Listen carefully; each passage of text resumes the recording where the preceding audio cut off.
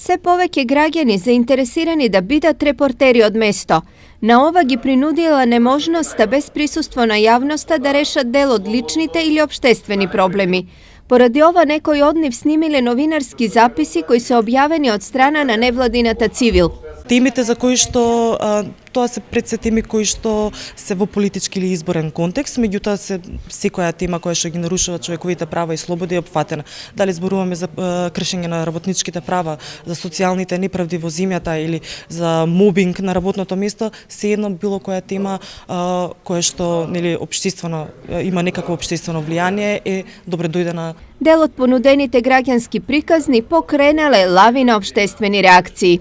Имаме позитивен пример од Штип, тоа е за текстилните работнички, приказната дојде од Штип за текстилните работнички од македонска каменица, односно нивниот штрајк. Имаме една приказна од Куманово која што се работи за бездомници, по објавување на прилогот на граѓанскиот новинар, дури Центарот за социјални политики, за труд и социјални политики во Куманово се заинтересира. Токму ова е целта и на обуките што Цивил веќе втора година поред ги врши во неколку македонски градови.